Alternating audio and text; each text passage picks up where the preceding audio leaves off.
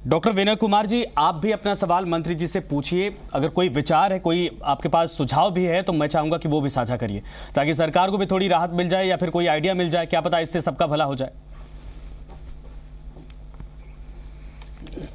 मंत्री जी नमस्कार। आपका बहुत बहुत धन्यवाद कि राजस्थान में शिक्षा के स्तर को ऊंचा करने में आपका और राजस्थान टेक्निकल यूनिवर्सिटी और संस्थाओं का बहुत बड़ा हाथ रहा है और टाइम से, समय से सभी डिसीज़न लिए जा रहे हैं।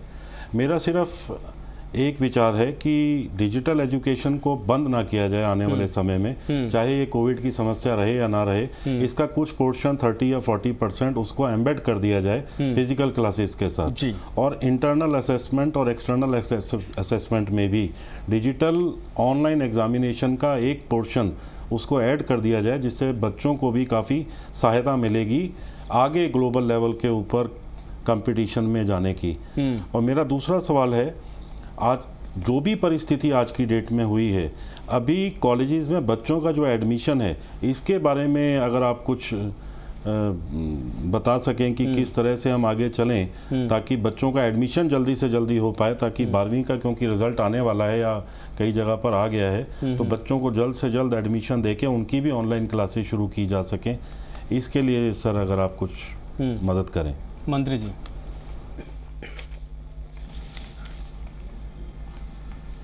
हाँ संजय जी, चांदनाथ जी ने जो बात कही कि डिजिटल लर्निंग हमने आवश्यकता के अनुसार अभी शुरुआत की है और इसको बढ़ावा दिए जाने की आवश्यकता है। आपका सुझाव बहुत ही ज़्यादा सराहनीय है और इसको न सिर्फ बढ़ावा दिया जाए बल्कि इसको कंटिन्यू किया जाए। आपने जो बात कही है कि कुछ पार्ट परिस्थितियां सामान्य होने के बाद भी, कोरोना से निजात मिलने के बाद भी डिजिटल लर्निंग को एजुकेशन का एक पार्ट बनाया जाए, क्योंकि ऐसी परिस्थितियां हो सकता है कभी भी आए, या बच्चे घर बैठ करके अपनी पढ़ाई को कंटिन्यू रखना चाहते हैं, चाहे वो कितने ही दूर बैठे हो। तो ऐसी जब परिस्थितियां आई है तो हमें एक अवसर मिला है और इस अवसर को हमें पूरा समझने की आवश्यकता है।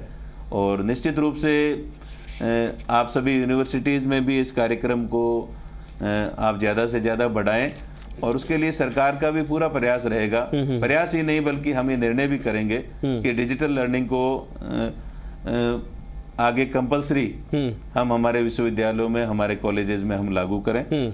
और जो प्रवेश की प्रक्रिया आपने कही है कि जो परीक्षाएं, माध्यमिक शिक्षा बोर्ड की परीक्षाएं हो गई है, उनका रिजल्ट भी थोड़े समय बाद आ जाएगा।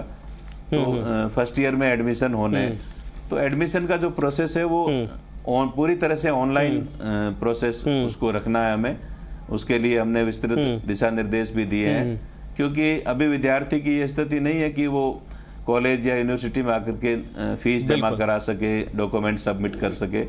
तो सारे डॉक्यूमेंट्स और सारा फीस का जो प्रोसीजर है वो पूरा ऑनलाइन रखेंगे और जैसे ही परिस्थितियां सामान्य होगी, जब कॉलेज खोलने की स्थिति आएगी, जब भारत सरकार के द्वारा छूट दे दी जाएगी कि अब कॉलेज और स्कूल खोल दिए जाएं, तो उन परिस्थितियों में ही हमारे शैक्षणिक संस्थानों को खोला जा सकेगा। लेकिन एडमिशन की प्रक्रिया हम समय पर शुरू कर सकें, इसके लिए हमने ऑनलाइन सिस्टम को अच्छे से अच्छा लागू करने का प्रयास किया है। और उसमें यदि कोई कमियां हैं, किसी भी प्रकार की दिक्कत है, तो हमारे पास जो फीडबैक आ रहा है उसके आधार पर हम इसको और ज्यादा ठीक करने का प्रयास कर रहे हैं। ठीक है सर, मेरे भी कुछ सवाल है, चूंकि मैंने बहुत लोगों से जब इस कॉन्क्लेव के पहले बहुत सारे संगठन से या बच्चों से बातचीत की, तो बहुत सारी दुविधाएं थी जिसको लेकर वो आपसे सवाल करना चाह रहे थे। मैं बाद में उनके नाम भी लूंगा, कुछ ऐसे सवाल है, लेकिन जो मेरे पास सवाल है मैं एक बार उसका जवाब ले लूं। सर, कुछ बच्चे ऐसे हैं या कुछ लोगों ने, कुछ अभिभावकों ने ऐसा कहा है कि ज्यादातर बच्चे एजुकेशन लोन लेते हैं, ऐसे में पढ़ाई का कोर्स डिले हुआ है, काफी नुकसान हुआ है। ऐसे में सरकार की तरफ से जो लोन की किस्तें होती हैं उसको लेकर कोई राहत, छूट या उसको लेकर कोई एडवाइजरी जारी की जाएगी ताकि नुकसान की भरपाई हो जाए, या फिर उनको ज्यादा लोड ना हो, बोझ ना पड़ जाए उनके सिर पर?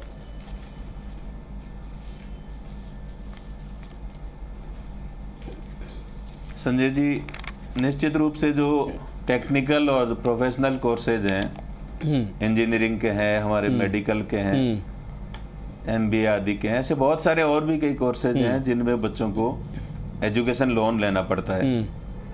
और चूंकि परिस्थितियाँ कोरोना की वजह से बहुत ज़्यादा खराब हुई है, इन विद्यार्थियों का जो शैक्षणिक सत्र है वो डिले हुआ है और विद्यार्थी मानसिक रूप से भी काफ़ी परेशान हैं। इनके पेरेंट्स हैं, बहुत सारे विद्यार्थी ऐसे हैं जिनके पेरेंट्स के रोज़गार बंद हो गए हैं, उनकी नौकरियां छिन गई है, इंडस्ट्रीज़ है या दुकानें हैं, तो वो भी उनमें भी इनकम नहीं होने की वजह से पेरेंट्स की आर्थिक स्थिति भी बहुत ज़्यादा खराब हुई है।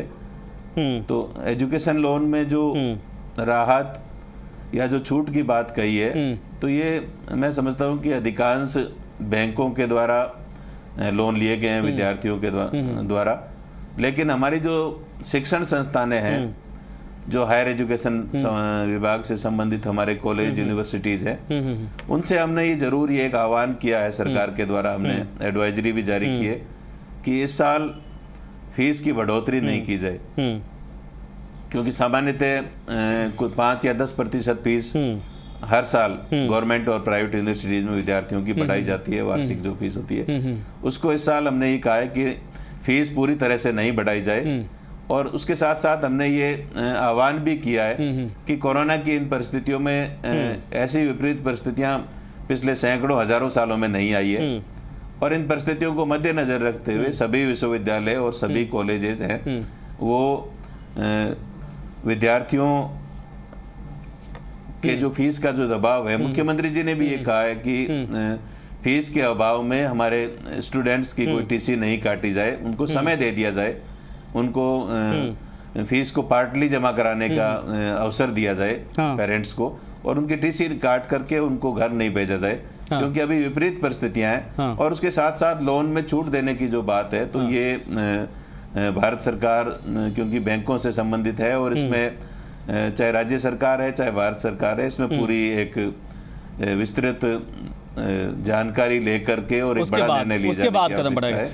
तो हमारे विभाग की तरफ से निश्चित रूप से संबंधित तो सर नए एकेडमिक सेशन को लेकर हमारे द्वारा ये पूरा प्रयास किया जाएगा कि विद्यार्थियों की इन स्थितियों को देखते हुए 2-3 सवाल है सर। नए एकेडमिक सेशन को लेकर सरकार की एडमिशन की पॉलिसी क्या होगी, साथ ही साथ अब चूंकि स्थिति ऐसे बिगड़ती जा रही है, इसके बाद क्या जो सब कुछ टाइम पीरियड पर होता था किसी भी तरीके से उस टाइम पीरियड को मेंटेन करने की कोशिश की जाएगी? नए सेशन को लेकर सरकार ने अभी तक क्या सोचा है?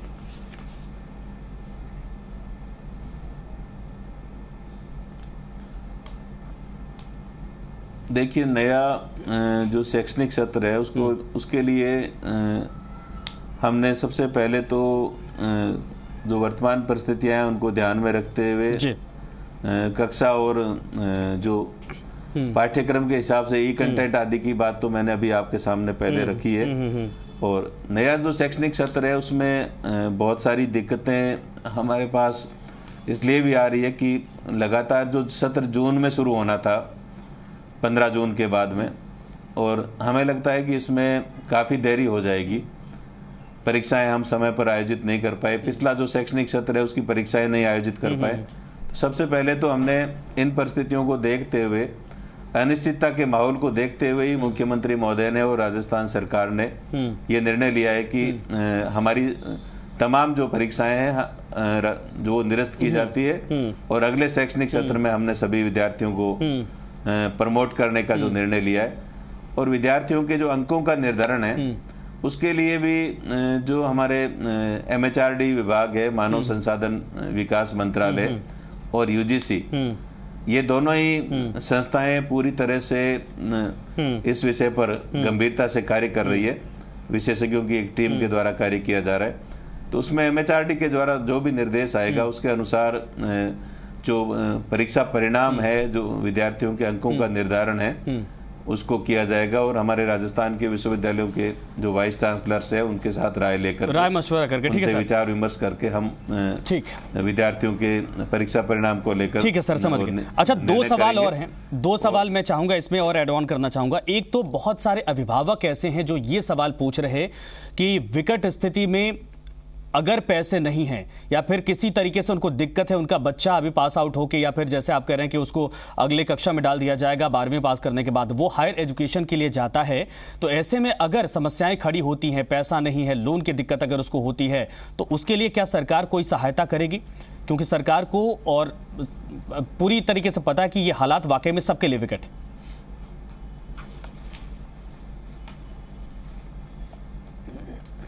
निश्चित रूप से आज पूरे देश और पूरी दुनिया के सामने लोगों की आर्थिक इकोनॉमी जो है सरकारों की भी बुरी तरह से प्रभावित हुई है। राजस्थान की सरकार का जो रेवेन्यू है वो 30% पे आ गया है, रेवेन्यू कलेक्शन है जो, और सरकार के जो नियमित जो खर्चे हैं और जो कोरोना की इन परिस्थितियों में एडिशनली जो हमें प्रयास करने पड़ रहे हैं, सरकार के जो व्यवस्थाएं करनी पड़ रही है, तो उसमें ज़्यादा खर्चे बढ़े हैं, सरकार के सोर्सेज कम हुए हैं, और न सिर्फ सरकार के बल्कि पूरी अर्थव्यवस्था हमारे देश की चरमरा गई है। आज हर व्यक्ति, हर परिवार, चाहे वो नौकरी वाले हैं, चाहे वो बिजनेसमैन हैं, सबके सब प्रभावित हुए हैं।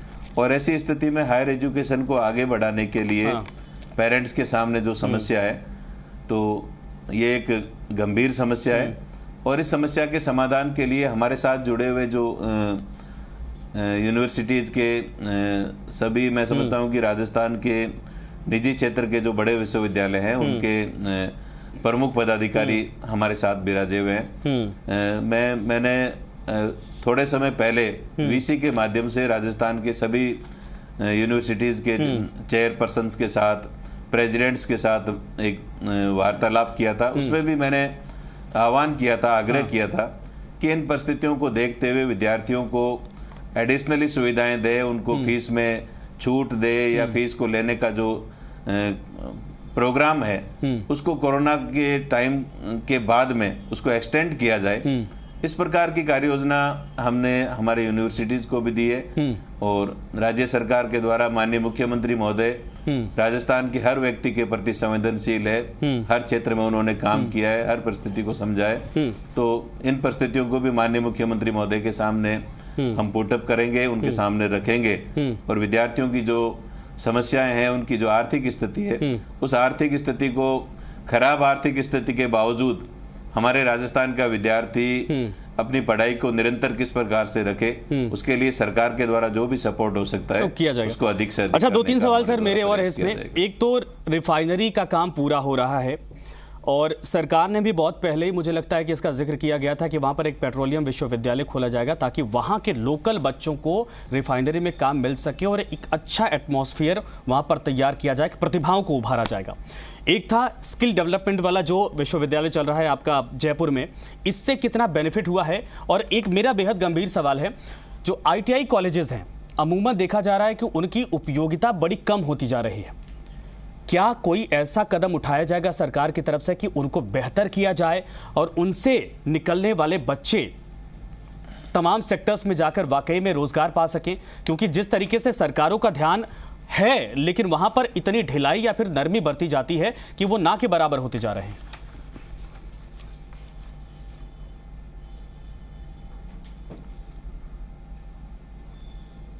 देखिए, रिफाइनरी राजस्थान का एक ड्रीम प्रोजेक्ट कह सकते हैं, और बाड़मेर में जो रिफाइनरी लगाई जा रही है, इसमें राजस्थान के लोगों को रोजगार के ज़्यादा से ज़्यादा अवसर मिले।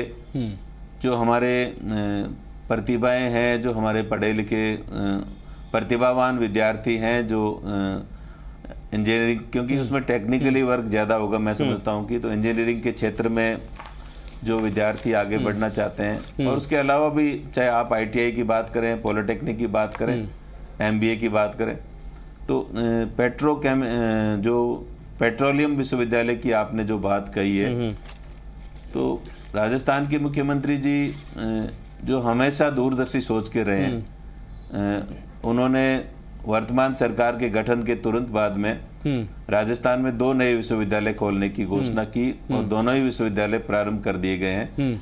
और जो अलग हैं, पहला पत्रकारिता का विश्वविद्यालय खोला गया। मैं समझता हूं कि देश का दूसरा, राजस्थान ऐसा दूसरा राज्य है जहां पत्रकारिता विश्वविद्यालय खोला गया, हमारे पूर्व मुख्यमंत्री हरदेव जोशी जी के नाम। और पत्रकारिता का उद्देश्य, क्योंकि पत्रकारिता किसी समय में प्रिंट मीडिया तक सीमित होती थी, आज इलेक्ट्रॉनिक मीडिया है, सोशल मीडिया है, ये ऐसे बहुत सारे माध्यम हैं पत्रकारिता के कोर्स करने के बाद कि विद्यार्थी पत्रकारिता के माध्यम से अपने कैरियर में आगे बढ़ सके, वो विश्वविद्यालय अपनी तेज गति से आगे बढ़ रहा है। और दूसरा, इस साल हम विधि का विश्वविद्यालय हमारे संविधान निर्माता डॉक्टर B.R. अम्बेडकर जी के नाम से doctor B.R. Ambedkar law university Rajasthan की राजधानी जयपुर में प्रारंभ करने जा रहे हैं। वहाँ वाइस चांसलर्स की नियुक्ति कर दी गई है। तो ये विश्वविद्यालय में भी अपने आप में एक अलग पहचान बनाएगा पूरे देश में। राजस्थान के तमाम जो लॉ कॉलेजेस हैं उनको इस यूनिवर्सिटी से एफिलिएटेड किया गया है जी। और इससे लॉ के क्षेत्र में राजस्थान विधि के क्षेत्र में आज लगातार आगे बढ़ रहा है जी।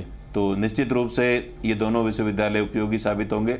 पेट्रोलियम विश्वविद्यालय की आपने बात कही है, तो राजस्थान में रिफाइनरी बन रही है, तो पेट्रोलियम के क्षेत्र में विशेषज्ञ कर्मचारियों की, विशेषज्ञ हमारे एक्सपर्ट्स की आवश्यकता रहेगी और वो तभी हमें मिल पाएंगे जब हम इस प्रकार का विश्वविद्यालय स्थापित करके हम हमारे विद्यार्थियों को उसमें एक्सपर्ट कर सकें। क्योंकि इस रिफाइनरी के माध्यम से राजस्थान के जो पश्चिमी राजस्थान के हमारे बाड़मेर, जैसलमेर, बीकानेर, जोधपुर, ये ऐसे जिले हैं, रेगिस्तानी जिले हैं और यहाँ विकास का एक नया रास्ता खुलेगा इस रिफाइनरी के शुरू होने के बाद। बिल्कुल। तो निश्चित रूप से सरकार की कार्य योजना में माननीय मुख्यमंत्री जी, ये रिफाइनरी भी माननीय मुख्यमंत्री अशोक गहलोत जी जब पिछली बार CM थे तो उस समय उन्होंने इस रिफाइनरी को स्थापित करने का निर्णय लिया था। पिछले 5 सालों में ये रिफाइनरी बहुत धीमी गति से चली, लेकिन अब इस रिफाइनरी की जो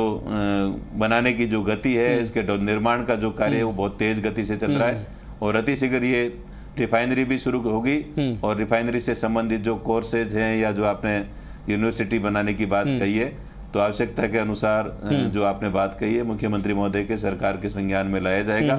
और राजस्थान के युवाओं के हित में मुख्यमंत्री महोदय ने बहुत सारे निर्णय किए और मैं समझता हूं कि ये निर्णय भी होगा। अच्छा, कई सारे सवाल सर जनता ने पूछा था। ITI की जो आपने बात कही है, ITI को लेकर, ITI जी हाँ बताइए। ITI और स्किल विश्वविद्यालय की भी आपने कई बात कही है, तो राजस्थान में कंटिन्यू करिए सर, आपकी आवाज आ रही है मुझे, कंटिन्यू करिए। तो आपने स्किल विश्वविद्यालय के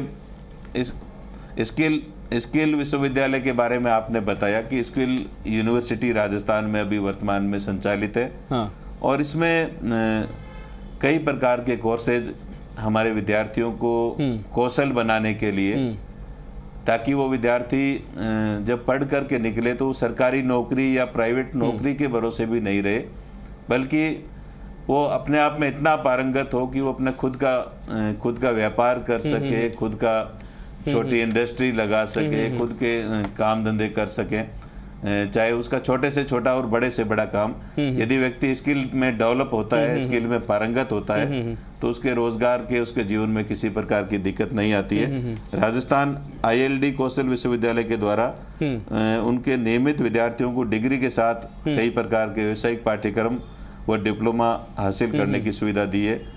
और कौशल की यदि बात करें तो राजस्थान के हमारे तमाम जो गवर्नमेंट कॉलेजेस हैं उसमें भी मुख्यमंत्री युवा कौशल योजना के तहत राजस्थान के करीब 140 कॉलेजेस में हमने करीब 39 तरह के कोर्सेज हैं जो निःशुल्क कॉलेज शिक्षा के साथ साथ विद्यार्थियों को सिखाए जा रहे हैं। और जब विद्यार्थी अपनी कॉलेज से BA की डिग्री लेकर के निकलेगा तो उसको ये जो कौशल विकास का जो सर्टिफिकेट है, उसका जो डिप्लोमा है, वो उसके लिए जीवन में आगे कारगर साबित होगा। ITI निश्चित रूप से मैं कहना चाहूंगा कि ITI में पढ़ने वाले विद्यार्थी आज बड़ी संख्या में अपना खुद का स्वरोजगार चला रहे हैं। सरकारी नौकरियों में भी वो बिजली विभाग हो चाहे दूसरे विभाग हो, उसमें भी काम कर रहे हैं। तो सरकार की जितनी भी योजनाएं हैं उनको ज्यादा से ज्यादा आगे बढ़ाने का हमारे द्वारा, सरकार के द्वारा काम किया जा रहा है। अच्छा, पब्लिक का कुछ सवाल है सर, मैं नाम लेके बकायदा जिन लोगों ने पूछा है और मैं पूछना चाहूंगा, उसका जवाब लेना चाहूंगा। टोंक से पहला सवाल है, कुलदीप मीणा ने यह सवाल पूछा है, जिसमें पूछा है उन्होंने कि B.Ed अंतिम वर्ष की परीक्षा करवाने को लेकर सरकार क्या प्लान कर रही है, कब तक संभव है परीक्षा होना, साथ ही B.Ed के प्रवेश के लिए 27,000 रुपए प्रवेश शुल्क को लेकर क्या सरकार लॉकडाउन की वजह से कोई राहत देने के बारे में सोच रही है, उसमें कोई कम किया जाएगा?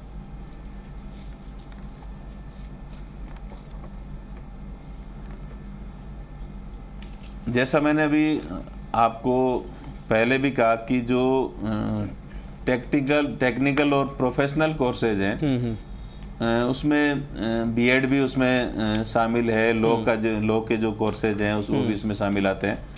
तो मैं कहना चाहूँगा कि बीएड की जो परीक्षाएं हैं उनका निर्णय एनसीईटी ही है, हमारा जो बीएड का जो रेगुलेटरी बॉडी है हमारे कंट्री वाइज एजुकेशन की, तो वो एनसीईटी है, national council of teachers education. तो उसके माध्यम से उनके द्वारा भी कुछ गाइडलाइन जारी की जा रही है बहुत ही शीघ्र। तो वहाँ से जो भी गाइडलाइन और दिशा निर्देश आते हैं तो उसके बाद बीएड की अंतिम वर्ष की और अन्य परीक्षाओं के आयोजन से संबंधित या प्रमोट की जो मांग बीएड के विद्यार्थियों को भी की जा रही है, तो उस संबंध में निर्णय लिया जाएगा। और बीएड की जो प्रवेश की फीस है तो पिछले 2 सालों से 27,000 रुपये फीस वार्षिक फीस ली जाती है और इस फीस को हमने पिछले 2 सालों में बढ़ाया नहीं है, अभी भी नहीं बढ़ाएंगे। और चूंकि इसमें 27,000 रुपये जो फीस ली जाती है तो ये इसमें नियमित कक्षाएं भी लगाई जाती है, इसमें बड़ी संख्या में प्राइवेट बीएड के हमारे कॉलेजेस भी हैं, तो उनको कॉलेजेस को संचालित करने के लिए जरूरी है रेगुलर स्टाफ की सैलरी से लेकर बहुत सारे खर्चे होते हैं। फिर भी विद्यार्थियों के द्वारा जो बात कही गई है, मैं एक तो ये आश्वस्त करना चाहूँगा कि इस फीस को किसी भी स्थिति में इस साल बढ़ाया नहीं जाएगा, हमने जैसा सरकार ने निर्णय लिया है। और इस फीस को कम करना या इसको पार्टली लेना, ये जो विद्यार्थियों के द्वारा जो मांग की गई है तो इस पर भी विचार सरकार के द्वारा गंभीरता से विचार। ठीक है सर, दूसरा सवाल, समय थोड़ा कम है इसलिए मैं जल्दी इसको निपटा रहा हूं। दौसा से सवाल पूछा है कपीश चंद्र मीणा जी ने। उनका कहना है कि CSIR से रिसर्च फेलोशिप करने वाले स्टूडेंट का पैसा क्या बिना बिल के देना संभव है, जैसा कि UGC कर रही है?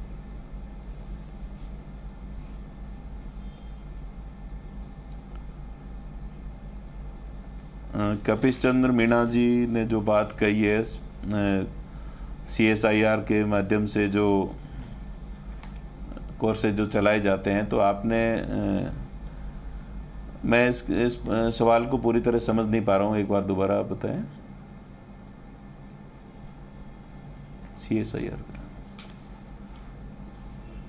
संजय जी एक बार ये दोबारा सवाल रिपीट करेंगे? सर ये सवाल था इनका कि CSIR से रिसर्च फेलोशिप करने वाले स्टूडेंट का पैसा क्या बिना बिल के देना संभव नहीं है?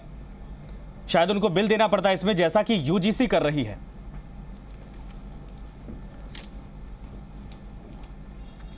वो क्या चाहते हैं? ये कह रहे हैं कि UGC की तर्ज पर उसको उसमें माफ किया जाए। इसमें संजय जी मैं कहना बिना बिल के। कपीश चंद्र मीणा जी ने जो बात कही है CSR से जो रिसर्च फेलोशिप में बिना बिल के जो पेमेंट है, तो उसके बारे में जो आपने बात कही है, तो इसका मैं एग्जामिन करके इनको व्यक्तिगत रूप से भी ठीक है सर जो है इनको सूचित भी करवा सकता हूं। और तत्काल चूंकि UGC से संबंधित है, इनकी जो निश्चित गाइडलाइन है उसका एग्जामिनेशन करवाने के बाद में जो विद्यार्थियों के हित में जो बात है तो वो निर्णय लेने के लिए राज्य सरकार अपने स्तर पर जितना कर सकती है वो करेगी। ठीक है सर, एक और सवाल है जो बहुत बेसिक सवाल है। मुझे लगता है कि राजस्थान के कई इलाकों में इस वक्त हालात ऐसे बनते जा रहे हैं। जयपुर से भूपेंद्र कुमावत साहब का सवाल ये है, ग्रामीण क्षेत्रों में इंटरनेट सेवा की पहुंच बहुत कम है। मोबाइल तो सबके पास है लेकिन इंटरनेट सेवा या फिर कहा जाए कि नेटवर्क प्रॉपर नहीं होता। ऐसे में छात्रों को शिक्षा दिलवाने के लिए सरकार क्या करेगी? क्योंकि उन छात्रों को अगर आप ऑनलाइन भी पढ़ाने की कोशिश करते हैं तब भी वो प्रभावित हो रहे हैं।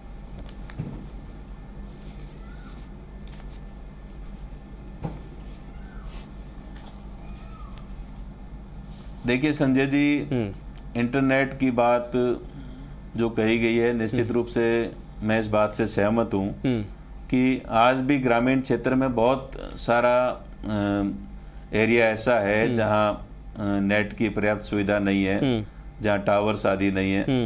क्योंकि बड़े शहरों में या जो जिला मुख्यालय हैं, तहसील मुख्यालय है, वहां तक तो ठीक है, लेकिन ग्रामीण क्षेत्र में इंटरनेट की सुविधा कम होने की वजह से हमारे विद्यार्थी ऑनलाइन जो टीचिंग है, ऑनलाइन लर्निंग है, उसका पूरा लाभ नहीं ले पा रहे हैं।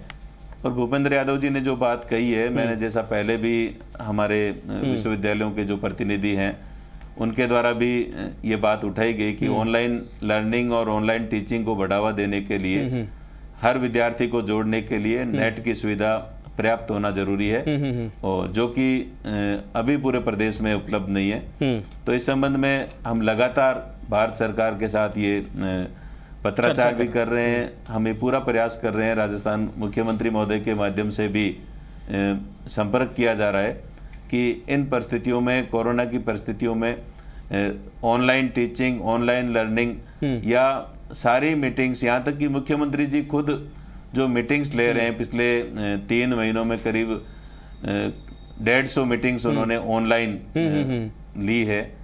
तो सारा सिस्टम, आज समय की आवश्यकता हो गई कि इंटरनेट इस समय सबसे बड़ी आवश्यकता है, बिल्कुल, और इंटरनेट को हम बेहतर करने की कोशिश करेंगे। ये टेक्निकल चीजें जो थोड़ा समय लेती हैं और उसके आधार पर किया जाएगा। सर, समय खत्म हो रहा है, इसलिए मैं समझ गया कि तमाम चीजों को, मुझे लगता है कि जिन्होंने सवाल पूछा वो भी समझ गए। भंवर सिंह भाटी साहब, जितने मेहमान हमारे साथ जुड़े हैं सभी लोग आपका धन्यवाद करना चाहते हैं। डॉक्टर वेणुगोपाल राव हैं, डायरेक्टर हैं मोदी विश्वविद्यालय के, इनकी तरफ से भी आपको धन्यवाद। डॉक्टर पंकज गर्ग हैं, फाउंडर हैं ज्योति विद्यापीठ विश्वविद्यालय के, इनकी तरफ से भी आपको धन्यवाद। श्री ओमकार बगारिया साहब हैं, सीईओ हैं विवेकानंद विश्वविद्यालय की, इनकी तरफ से भी आपको धन्यवाद। श्री अंकित अग्रवाल साहब हैं, डायरेक्टर हैं गीतांजलि विश्वविद्यालय के, इनकी तरफ से भी आपको धन्यवाद। और डॉक्टर विनय कुमार चांदना साहब है, प्रिंसिपल हैं JECRC विश्वविद्यालय की तरफ से, इनकी तरफ से भी आपको धन्यवाद।